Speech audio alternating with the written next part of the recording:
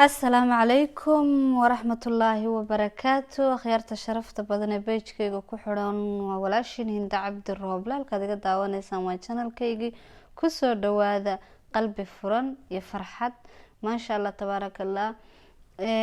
walaalaha nagu cusub ee page-ka ku cusub waxaan leeyahay soo dhawaada. page-ku waa page-kiini walaalay hore noola jooga waxaan leeyahay la joogiinu waa farxadeena mar walba nagu xidhnaada aad iyo aad baan idinkaga mahad celinaya maaragtay sida aad noogu xirantihiin oo barnaamijyada ula socotaan meel kasta joogtaan baa khiyaarta sharafta leh waxaan idin leeyahay ramadaan mubaarak. ilaahay subxaanahu wa tacaala ramadaankiisana khayr iyo bashbash iyo barwaaqo iyo caafimaad allah nagu gaarsiiyo. ramadaankan aan ku guda jirnana ilaahay subxaanahu wa tacaala ha inooga dhigo kii laynoogu dambi dhaafo ee maaragtay naarta ilaahay nagaga xoreeyo. aad iyo aad baan meel kastoo joogtaanba idiin salaamaya. maanta waa maalin jimca waxaan idin leeyahay jimca mubaarak. labo khayr ayaa maanta maasha allah isku beegan. waa bishii ramadaan oo ku dhex jirno iyo yowmul jimca oo maanta ah maasha allah ilaahay subxaanahu wa tacaala kuwa ka faa'iideysta bisha ramadaan allaha inaga dhigo. maanta runtii waxaan doonayay marka koobaad inaan maaragtay idin la hadlo mar labaad oon maaragtay mar walbaba isku soo noqnoqono oon is aragno. marka labaadna arrin yar oo maaragtay aan isiri muhiimadeeda ay leedahay oo baraarujin u baahan baan doonayay walaalaha qaaliga inaan idin kala hadlo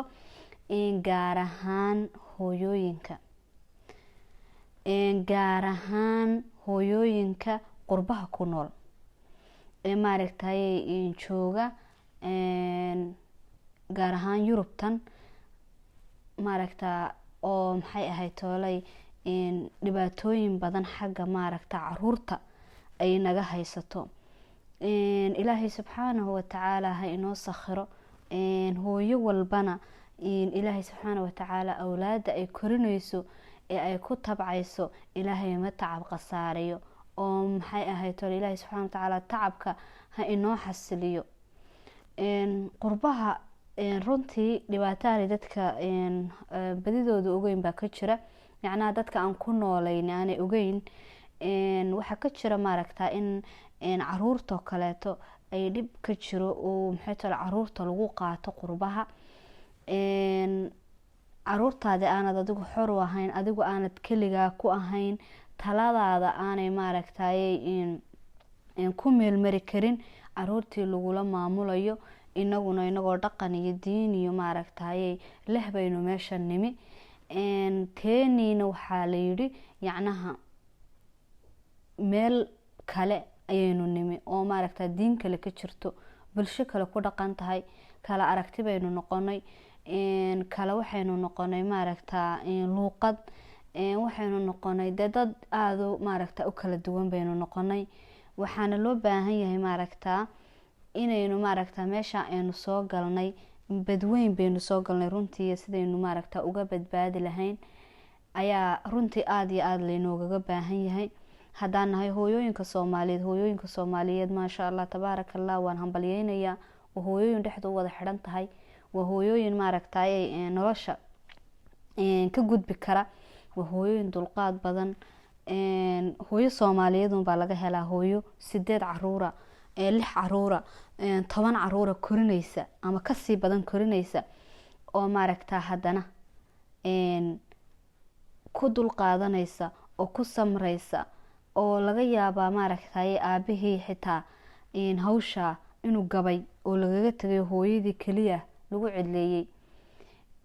hablaha Soomaaliyeed waa dad qiimo badan adduunka dhan waa la isku raacay waxaan anigu kaliya sheegay maahe adduunyada dhan baa laga ogaaday inay yihiin hablaha Soomaalidu ama haweenka Soomaalidu haween aad iyo aad u qiimo badan oo adkaysi badan oo karti badan oo dulqaad badan oo aana yacnaha wax maaragta maasha allah tabaaraka allah lagu faani karo. badbaadada maaragta inta wadanku burbursan yahay waxa badbaadinayay waa hooyooyinka Soomaaliyeed. mar hore waxbaan ka iri caruurta maaragta iyo qurbaha iyo dhibaatooyinka inagu haysta buraanbur waxaan ka tiriyay maaragtay page-ka ku jiro qof walba uu heli karayo la yiraahdo qurbaha dhib baa yaala. runtii nagama maqna oo maalin walba maaragta agtayda dariskayga maaragta qofaan garanaya saaxiibka ayay maalin walba ku dhacaysaa dhibaatadu. ilaahay subxaana watacaala waxaan weydiisanaynaa inuu maaragtayay badbaado inagu badbaadiyo meesha aynu nimi. ilaahayna subxaana watacaala waxaan weydiisanaynaa waa bil ramadaane inuu dalkeenii hooyo nabad inooga dhigo. umaynaan baahaneen inaynu dhul qurbaa ku noolaano, umaynaan baahaneen inaynu maaragta bulsho kale la noolaano, umaynaan baahaneen inaynu caruur bay-a kale iyo dhaqan kale iyo diin kale ku korino oo maaragta dhibaato kasoo gaadho haweenka Soomaaliyeed oo qoysaskii Soomaaliyeed caruurtii lagaga qaato. yacnihii maanta dalkeena burburkiisa keenay oo waxa yacni aynu ka dhaxalnay burburkii weeyaan. kumaynaan badbaadin inteeni banaanka timina burburkii macnihii wadankii ka dhacay kumaynaan badbaadin in yar mooyaane. in badan oo saameyn xoog badan ay ku yeelatay ayaa jira dhibaatada maaragta qurbaha ka jirta. sida maaragta caruurta dhalinyaradii Soomaaliyeed oo isdilaya maalin walba oo maxay ahayd toolay iyagu dhexdoodii ama qolyo kale ay dilayaan caruurtii oo maaragtay niman social service la yiraahdo maalin walba daba taagan yihiin. dhibaatooyinku aad iyo aad bay u fara badan yihiin qurbaha ka jira. ilaahay subxaana watacaala ayaa badbaadada iskale. waxaa la doonayaa hooyada Soomaaliyeed maasha Allah waa hooyo karti badan. wax sheegmo waxaan u malaynayaa hooyada Soomaaliyeed waabay ka dhan tahayba. wax in loo sheego yaa waa hooyo ka dhan. ilaahay baa dhammaystiray. ilaahay subxaana watacaala waa dumarka ugu qaalisan dunida ayaan aaminsanay anigu. haweenka Soomaaliyeed meel kastoo joogtaanba waxaan idin leeyahay guul iyo gobonimo ku noolaada. waa wax yacni waa dad haweenka Soomaaliyeed waa dad karti iyo ilaahay subxaana watacaala u dhaliyay adkaysi oo aan qof dunida gaari karaa jirin. inta qarsan inay saa yihiin maaragta waxaan leenahay waad mahadsantihiin. inta aan ogeyn ha ogaadaan haweenka Soomaaliyeed inay yihiin haween qaaliya oo dhexda u xiran tahay oo caruurtooda iyo familkooda badbaadinaya oo maaragta duco iyo daryeel iyo maaragta dadaal isku darsaday oo saa u taagan. yacnaha hooyada Soomaaliyeed in yar bay nasataa ama maba nasata baa la odhan karaya. hooyada Soomaaliyeed raaxo ma raadiso, nafteedana kama fakarto. hooyada Soomaaliyeed waxa ay ka hormarisaa nafteeda ilmaheeda ama qoyskeeda ama ninkeeda ayay ka hormarisaa nolosheeda kuwaas u hurtaa. waxa maxay ahayd toolay aan doonayay inaan baraarujiyo haweenka Soomaaliyeed. haweenka qaaliga ah ee quruxda badan leh ee qiimaha badan leh ee qiimahooda aanan anigu ka sheekayn kareynin. qof walibana uu ogyahay ku dhawaadka 30 sanadood ee dalkeeni burbursan yahay dadka lagu badbaaday, dadka barwaaqada la gaarsiiyay reeraha, dadka maaragta sharafta iyo cisadaas leh ee hablaha Soomaaliyeed meel kastay joogaan, dal ha joogaan ama dibad ha joogaan, waa dad qaaliya. hooyada Soomaaliyeed waxa weeyaan hooyadan cadceeda dalkii markay joogto cadceeda ku iibinaysa wax ee halkaa fadhida ee ubadkeedii inay korsato ay ka go'an tahay. wax walba meel walba ilmaheeda u galaysa ee doonaysa inay ilmaheeda ay korsato ee iyadu gurigii hoos maxay toolay ka shaqeynaysa hoostiisa ee ka shaqeynaysa banaankiina kasoo shaqeynaysa ee wixii la cuni lahaa iyo noloshii reerka waxay ku noolaan lahaayeen hooyada kasoo shaqeynaysa weeyaan. hadday dibadda yimaadeena yaa dumarka waxa weeyaan maxay ahayd toole u taagan habeen iyo maalin kabka reerka maxay ahayd toole caruurtaas dhulka qurbaha alla keenay ee la doonayo diintii iyo afkii iyo dhaqankii intaba in loo badbaadiyo. waa hooyada kaligeed ku ah. waa hooyada ragga Soomaaliyeed runtii dhaliil weyn bay leeyihiin. cid walibana way ogtahay. kulligood ma wada oran karno. qaar badan oo ragga Soomaaliyeed wanaagsan oo maxay ahayd tolo xilkii ilaahay saaray gutay way jiraan, laakiin waa tiro aad u kooban baa la oran karayaa tirada ragga ee xilkoodii kasoo baxay. waa hooyooyinka waxa maaragtaa aada iyo aada iyo aada dhan walbaba reerka u taagan. qurbaha waxa hooyo, madarasada haddaad istaagto hooyo ayaa taagan, iskuulka haddaad tagto hooyo ayaa taagan, meel walba hooyo ayaa taagan. aabbo ilmo wada ama maxay ahayd toole ilmo haya aada bay u yartahay, waa 1% 2 soomaalida marka la eego. marka hooyada sharaftaas leh meel kastay joogaanba waxaan idin leeyahay nabadgeliyo iyo naxariis korkiina ha ahaato. ilaahay subxaana watacaala ha idinku garab qabto, xilka hana inoo wada fududeeyo. annagoo dhan hooyooyin baan nahay. hooyooyinka soomaaliyeedna waa hooyooyinka qiimaha iyo qaayaha leh. waxaa dhacday inay maaragtaa gabadh walaala oo walaasheena ubadkeedii oo ay ku haysatay halkan qurbaha ay maaragtaa dhibaato ku timid. qolyahan maaragtaa caruuraha qaata ay soo dabagaleen. hooyadaasi runtii waa hooyo dadaashay, waa hooyo karti iyo wanaag badan iyo maaragtaa xilkasnimo badan la timi. laakiin daldaloolo lagama waayo mar haddii aad tahay maaragtaa hooyo keligeed ubad korinaysa aad tahay. daldalooladaasi ha yaraadaan ama ha badnaadaane haddii meeluun lagaa arko oo maaragta aad ka dayacan tahay, halkaas ayaa lagaa soo dabagelayaa. marka waxaa ku dhacday hooyo soomaaliyeed oo walaasheena in caruurteedii lagu soo dabagalay. arrimaha runtii anigu aada iyo aada baan uga damqadaa, aada iyo aada baan uga murugooda. waxyaabaha idhiba ayay ka mid tahay.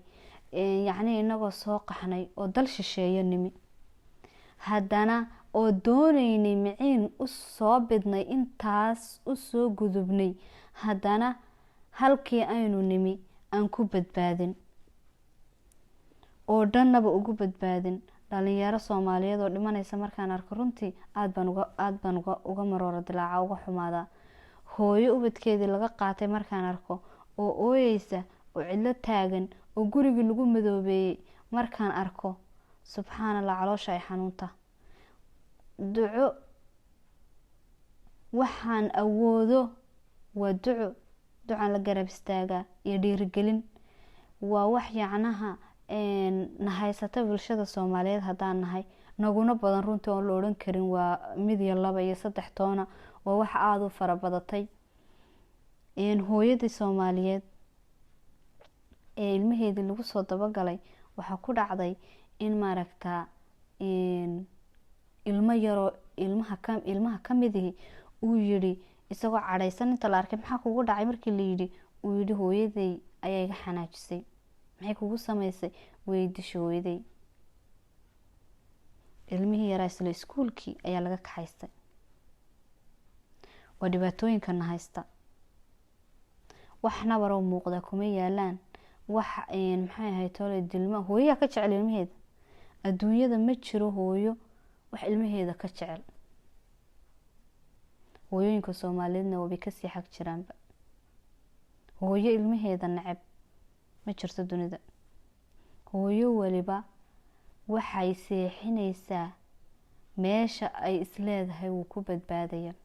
nafteedana waxay ka horumarinaysaa nafta ilmaheeda.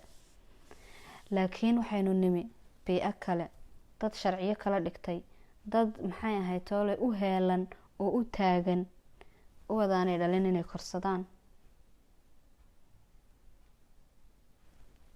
dhibaatada ku dhacday walaasheenii yaa aada iyo aada baa aniga ii damaqday. ilaahay subxaana watacaalana waxaan ka rajaynayaa inuu hooyo kasta oo awlaad korinaysa uu ilaahay subxaana watacaala garabkeeda galo, oo ilaahay inagu badbaadiyo qurbaha aynu nimi, inuu ilaahay inagu badbaadiyo ayaan ilaahay weydiisanaya.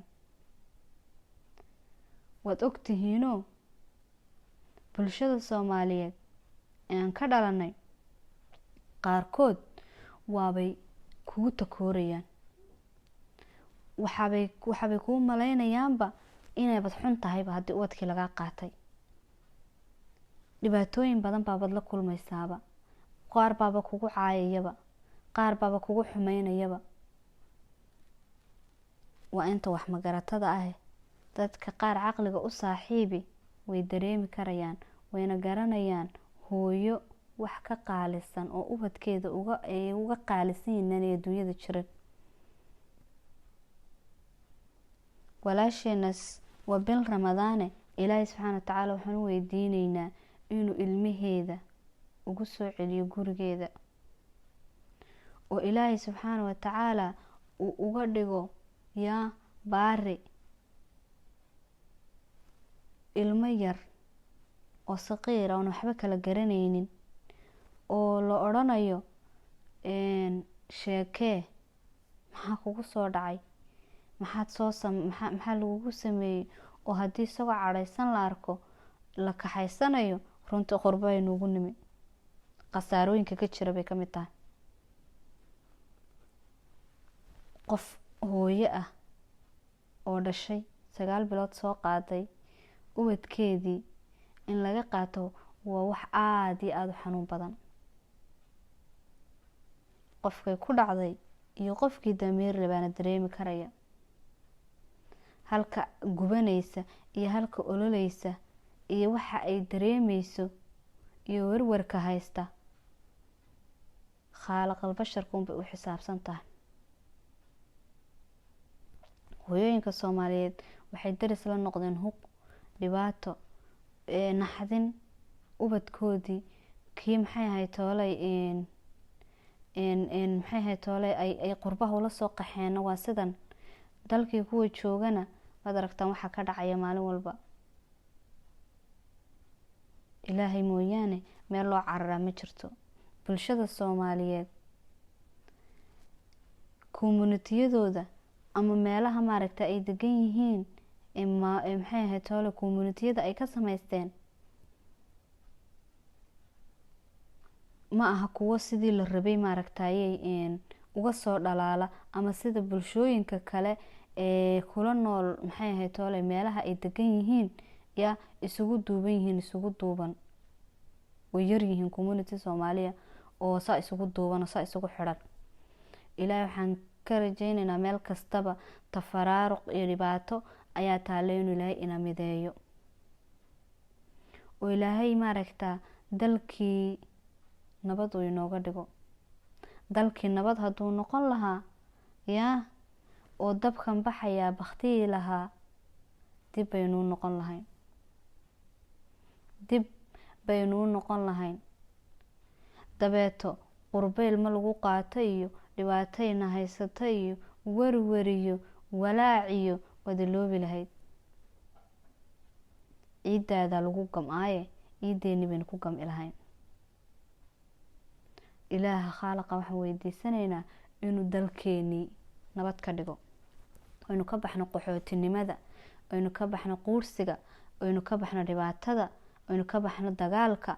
ilaahay taasaan weydiisanaynaa. waa bil ramadaan.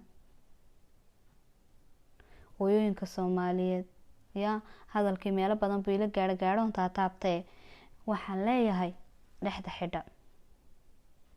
midda koowaad, dhaqaalaha waa muhiim. hooyada Soomaaliyeed oo qurbaha joogta waxaan u sheegayaa dhaqaalaha inuu muhiim yahay. inaad hooyo intaad ubadkaaga haysatid ee aada maaragtayay shaqaysanaysid, inaad noqoto hooyo iyadoo isku tashata oo wax meel dhigata, oo maxay ahayd toole beri toole waxay kula baxsato caruurteeda haysata, waxay wadanka kaga saarto meel kale ku geysato. hooyo haysata inaad noqotaa lagaa doonaya. haddii laakiin aanad waxbaba gacanta ku haynin oo wixii markay kusoo galaanba aada wada kala bixiso yaa dee beri maaragta markay dhibaatada maxay toole tan oo kale ahi ay dhacdo meel wax laga qabtaa ma jirto.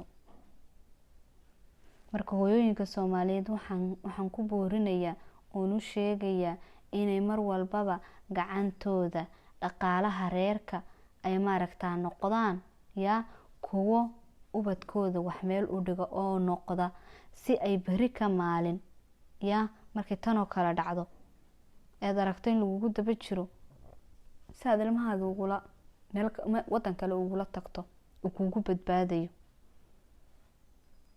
ilmaha meeshan la qaadanayo maaha ilmo maxay ahayd toolay xadiis iyo sunno laguguma dhigayo meeshan caruurta la qaadanaya waa caruur laga baqayo inay lumaan.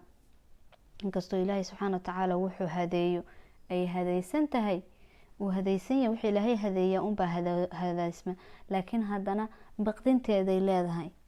markaad qof muslina tahay, ilmahaagi yaraa muslimka ahaa ee muslimnimada ku dhashay, islaamnimada ku dhashay, markuu qof aan diin lahayn gacanta ku qabto, ilaahay baa garanaya de wuxuu soo baxayo ilmahaasi. inta badanna ilmuhu dee qofku la noolaado oo la joogo ayuunbu la diin yahay. marka hooyooyinka Soomaaliyeed anigu waxaan la hadlayaa waa haweenka qurbaha ku nool. haweenka meel walbay joogaan waan la hadlayaa, waanan wada jeclahay, waanan wada dhiirigelinayaa, laakiin qaasatan haweenka qurbaha jooga ee caruuraha qurbaha ku korsanaya, ama hooyo keligeeda ha noqoto single mother ama hooyo aabihii la jooga ha noqotee, waxaa la doonayaa inay maaragtay mustaqbalka fogna ka fekeraan, si beri ka maalin hadday wax dhacaan ay noqoto qof maaragtay gacantiisa wax ugu jiraan. haddaanad adigu gacantaada waxba ku haysanin yaa de waxay noqonaysaa wax waliba dib ka raadi, timekana wuu kaa dhamaanaya. marka dhaqaaluhu waa muhiim. ina hooyada Soomaaliyeed waa qof maasha Allah tabaaraka Allah, hooyada Soomaaliyeed in wax loo sheego runtii ka dhan, laakiin haddana maaragta baraarujintu meesha kama marna. hooyada Soomaaliyeed waxaa la doonayaa yaa wixii soo galay inay 3 meelood ka kala dhigato, sida ugu macquulsan ee wax ugu hagaajin karta ilmaheeda. yaa qof waliba isaga dhaqaalihiisa oge inuu maaragtay ay wax ugu hagaajiso ubadkeeda si ay ugu badbaadiso bari. wadamo badan oo islaam baa jira oo maxay toole ubadkaaga aad geysan karto, wax kaaga baran karaan, oo maaragta aad kagala fogaan karto dhibaatooyinka maaragta ka jira halka aad degan tahay. ama haddaad dareento in ilmihii maaragta uu faraha kasii baxayo ama qolyahaniba ay kugu soo daba galeen, yacni dhaqaale haddaad haysato meel walba waxbaad ka qabsan kartaa, ama wado waliba way kuu furan tahay. ileen dhaqaalo waad ogtihiin waa fure. haddaanad dhaqaale haysanin waxba ma samayn kartid. marka hooyo walbo Soomaaliyeed yaa dhaqaalaha hadda ka hor 2 eray baan ka idhi oon leeyahay dhaqaaluhu waa muhiim, dhismaha qoyskeena iyo hablow waa dhidibka reer. qofkii aan wax dhiganinow dalkani dhoof baad ku timee, haddaad beri yaa dalkii u noqo. haddaad istiraado madayn baad dhula rabtaa. yaa dhaqaaluhu waa muhiim, dhismaha qoyskeena iyo hablow waa dhidibka reer. marka waxaan leeyahay hooyada Soomaaliyeed ee dhexdu xiran tahay, ee qaaliga ah, ee qalbiga wanaagsan, ee adkaysiga badan, ee samirka badan, ee kartida badan, ee awooda badan, ee caqliga iyo garashada Ilaahay subxaana watacaala uu ku manaystay, meel kastay joogtaba yaa guuliyo gobonimo ku noolaada. gabdhaha Soomaaliyeedow waxaad tihiin dayman qaali ayaa tihiin. waxaad tihiin yaa dad tusaale ah. hooyada Soomaaliyeed inantay soo koriso iyadoo kale noqonaysaa. hooyada Soomaaliyeed waa qof qiimo iyo qaayale. Ilaahay subxaana watacaala meel kastoo joogtaan baa idinku xafido. awlaada Allah inoo wada xafido, dhammaanteenbana Allah ina xafide. hooyo walayba ku baraarugsanow barta aad joogto. yaa dalaanad lahayn Soomaali maxay oran jirtay waa dareen ku joog. dalaanad lahayn waa dareen ku jooge. yaa dareen aynu ku wada joogno, ilaahayna aynu kaashano. ilaahay subxaana watacaala bariyadiisa ayaa lagu badbaadayay. ilaahay aynu barino, aynu ka magan galno sharta gaalada, sharta jinka iyo sharta insigaba ilaahay subxaana watacaala haynaga badbaadiyo. waxa weeyaan wax waliba yaa waxay leeyihiin hor ka qabasho. inkastoo wixii kugu dhacayaaba ay qadar rabbaaniya yihiin oo qofna maaragta aanu qadarta celin karin, haddana dadaalku waa lagama maarmaan. inaan maaragta noqono dad baraarugsan oo soo jeeda inaan noqono waa lagama maarmaan. waxaan idin leeyahay dhammaantiinba walaalayaal, meel kastoo joogtaanba noqda kuwo isku duuban, kala tala qaata, u diyaar garaysan maxay ahayd toolay meel kastay joogaanba u diyaar garaysan inay nolosha ay ku jiraan yaa ay maaragta ka baxaan oo ay maaragta la jaan qaadi karaan. meel kastoo aynu tagnana aynu noqono dad indhahooda furan yihiin. ubadkii aynu meeshan keenayna niyaddana yacnaha inaynu dalkaynu joogno laftarkiisa ku dayano. waxa diin inaynu kaga dayano maaha, runtii dhaqankoodana inaynu ku dayano maaha, laakiin haddana wixii maaragtaa anaga iyo ilmaheenaba wada anfacaya yaa haddii ay qolyaan intay ku yimaadaan ku dhadaan waan kula shaqaynaynaa, waa inaad la shaqaysaa, waa inaad soo dhawaada tidhaahdaa. laakiin haddaan albaabada ka xidhano, haddaan diidno, dee iyaguna xoog bay noo isticmaalayaan. ila awoodda ilaahayba awoodda iska lehe, laakiin awood bay leeyihin waa dowlad. marka hooyo walayba marka qolyahaas aada is aragtaan weji furan iyo kalgacal kusoo dhawee, lana shaqee. hooyo kasta oo qurbaha joogta waxaan leeyahay usoo duceeya walaalaheena badan een 1 iyo 2 iyo 3 toona la odhanaynin ee qurbaha caruurtoodii ku waayey, ee familo kale loo dhiibay. ilaahay subxaana watacaala usoo duceeya walaalayaal inuu ilaahay subxaana watacaala gacantooda ugu soo celiyo. inta lagu soo socdana ilaahay subxaana watacaala aynu ka magan galno oo ka magan gala inuu ilaahay sharta gaalada ilaahay naga leexiyo. ilaahay ha ka qabto kuwa lagu soo socdo, kuwa laga qaatayna ilaahay subxaana watacaala awlaadooda dib ha ugu soo celiyo. waa bil ramadaan, ducadu waa maqbuula. waxaa la doonaya inaynu isku ducayno, meel kastoon joognana isdhiirigelino. runtii dad badan oo iga karti badan, iga aqoon badan ayaa maaragtaa buuxa oo badan, laakiin aniguna kaalintayda ma yareysanayo. waxaan doonayaa wax kasta oon is iraahdo waxaan waa sheeko dareen igu abuurtay inaan idinla qaybsado. ducadu waa lagama maarmaan, meel kastoon joogno isku soo ducayno. ha loo soo duceeyo walaalaheena intaan garanayo iyo intaanan garanayninba, ha loo soo wada duceeyo inuu ilaahay subxaana watacaala awlaadoodii guryahooda ugu soo celiyo. awlaadu waa nuur, waa quratul cayn, waa wax indhuhu ku qabowsadaan. ilaahay subxaana watacaala la-aantoodna inama dhigo. ilaahay maaragtayay intay ka maqan yihiin nuurka iyo iftiinkaas ilaahay dib ha ugu soo celiyo.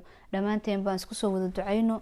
ramadaan mubaarak baan idin leeyahay meel kastoo joogtaanba. oo walaashin Hinda Cabdi Rooble waxaan doonayay inaan waqtiyada la qaato yaa oon maaragtaa idin soo hor fadhiisto. waxaan doonayaa aan mar walba maaragtaa isku xidhnaano, nagu xidhnaada page-keena baraarujinta iyo maaragtaa dhiirigelinta. waa maxay ahayd toole waxaan doonayna inaan bulshadeena kaga qayb qaadano. qof waliba kaalintiisa yareysanin.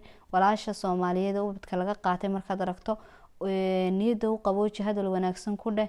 waa sadaqa, hadalka wanaagsan waad ogtihiin yaa kalaamud oo sadaqa weeyaan. kalaamu dayib waa sadaqa. marka sadaqa weeyaan hadalka wanaagsan. haddii aanad waxba tari karaynin hadal wanaagsan ku dheh, niyada u dhis, kor u qaad. way kusoo noqonayaan ku dhow wadkaagii. hooyo wanaagsan baa tahay, wad karti badan tahay, qof fiican baa tahay, anaa ku garanaya. amaan gabadha Soomaaliyeed amaan bay mudan tahay. runtii amaan bay mudan yihiin. hablaha Soomaaliyeed way amaanan yihiin. bilada ayaa saaran kulligood. waa dad aada iyo aada u qiimo badan.